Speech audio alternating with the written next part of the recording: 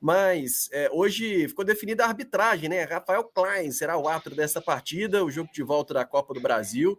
É árbitro de 35 anos, Federação Gaúcha. Ele já apitou 2 jogos do Cruzeiro nessa temporada e 2 vitórias do Cruzeiro, contra o Vasco, lá em Uberlândia, e contra o Fluminense, no Rio de Janeiro, os 2 jogos pelo primeiro turno do Campeonato Brasileiro. E aí, o Rafa Nobre, a arbitragem no primeiro jogo, pelo menos, passou ilesa, né? Assim, acho que foi a boa arbitragem porque não apareceu, né? O primeiro jogo, pelo menos, a gente não teve assunto de arbitragem. E o Rafael Klein, seu xará, é nome que agrada?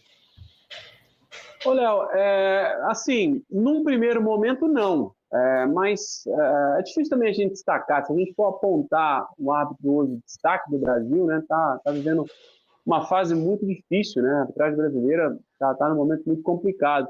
Mas como você destacou, eu acho que os 2 times também ajudaram muito, né, no primeiro jogo. Acho que eles tentaram jogar futebol, de fato. Agora, o fato do Atlético entrar nesse clássico perdendo por 2-0, acho que já complica um pouco a arbitragem, já deixa o clássico um pouco mais tenso. O Atlético, a cada minuto que passa, já não é interessante para o Atlético o 0-0, né? Então vai buscar, e aí muita gente, como o Dodô citou aí, vocês acabaram citando, o Cruzeiro confundiu, né, a disposição, aquela pilha boa de clássico, com a pilha errada no primeiro clássico do ano, né? Na verdade, o segundo, né? No clássico do ano, no clássico lá no Mineiro, que o Gabi foi expulso, né? Então, o Cruzeiro confundiu, pegou uma pilha errada naquele jogo e acabou perdendo a cabeça.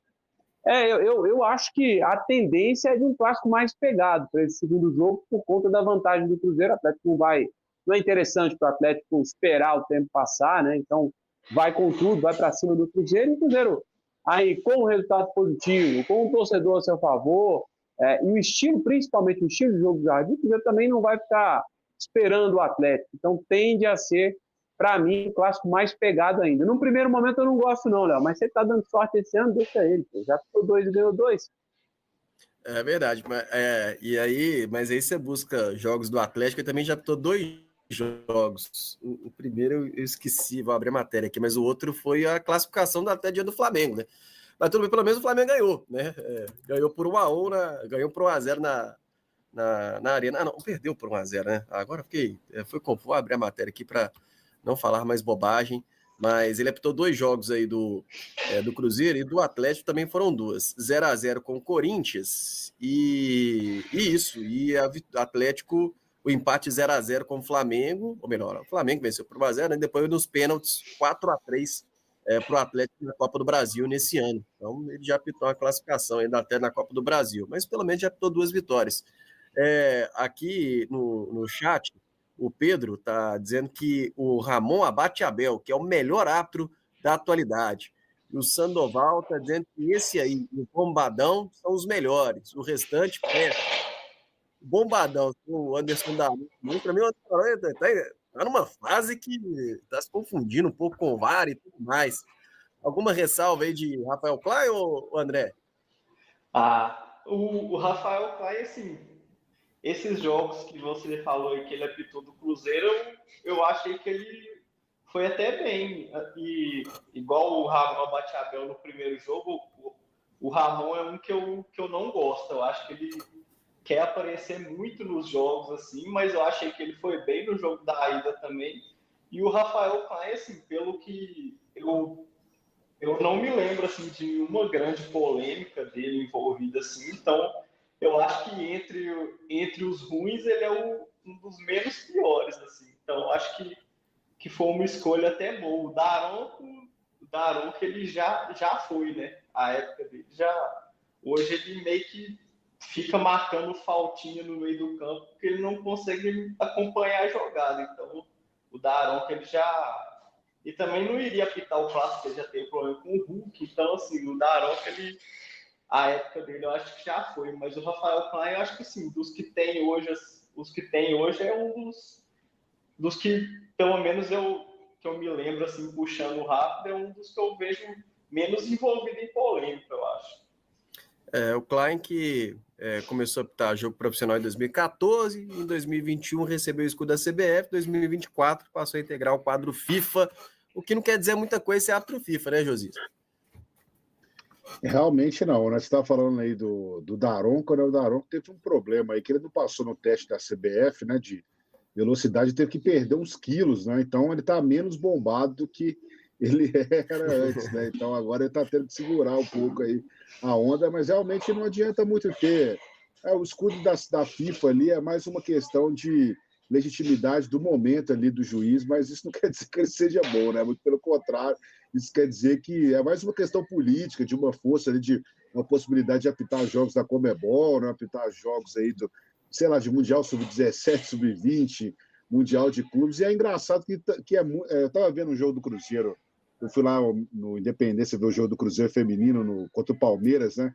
É impressionante como o pessoal do VAR tem uma dificuldade enorme de analisar as coisas, né? O Cruzeiro toma um gol do Palmeiras e aí a árbitra ela vai tentar ver o lance no VAR. Aí eles dão primeiro que o gol é legítimo, né? Aí depois tudo para assim, a juíza não dá o gol, aí passa uns 5 minutos, aparece uma nova revisão do VAR, você fica assim, pô, mas da onde que veio essa revisão? Aí tá lá que ela errou o frame, né? Ela errou da onde a bola estava saindo, né? Então, assim, é uma coisa meio... Isso não é porque é futebol feminino, não. Eu estou falando o futebol no geral. Eles têm uma dificuldade enorme de analisar os lances. É uma briga geral com o VAR. Né? O VAR que seria um instrumento muito bom aí para tirar a injustiça do futebol em vários lances. Ele acaba sendo muito confuso, uma falta de critério. Uma falta de critério também é uma coisa que me deixa muito irritado no futebol, né? Então, assim, é uma coisa que a arbitragem precisa profissionalizar muito no futebol brasileiro, porque são juízes que eles querem, como o André disse, aparecer muito, picota o jogo toda hora, né? Dá cartão ali, dá faltinha, atrapalha o jogo, quer dar palestrinha durante o jogo, né? Fica lá na cabeça do jogador, tal. E aí o jogo não rola, né? Parece que você não está vendo o futebol ali, não é uma coisa fluida. E agora, pensando no clássico, o Clay, ele tem que manter a rédea, porque vai ser um jogo duro, né? Com certeza vai ser um jogo duro, ainda mais com os retornos aí, né? Com o retorno do Lianco e tal. Vai ser um jogo de muita imposição física e ele precisa controlar os ânimos aí dessa partida para que as coisas não fujam do controle. E para isso eu acho que vai ter que ser enérgico também, né? Aplicar as correções de maneira correta e não também ficar inventando coisas, né, que o juiz inventa muitas vezes. Você não volta até falando aqui que ontem o VAR nem funcionou, né? Felizmente salvou aí a Bianca de uma expulsão. Em determinado momento parou de funcionar o VAR lá no jogo do feminino. Brasileirão Nessa feminino, hora eu não entendi muito bem o que estava acontecendo também. Eu também estava lá no Independência ontem e assim, foi um lance assim, meio maluco, porque a jogadora caiu, o jogo parou um tempão, a jogadora foi atendida, o carrinho maca foi lá pro meio do campo para atender ela não saiu no carrinho maca, a juíza também não mandou ela sair do campo, e o jogo voltou assim, como se só tivesse, sei lá, trocado a bola. Não mudou nada. Isso E aí final depois de Brasileirão. eu fui ver que o VAR não estava funcionando.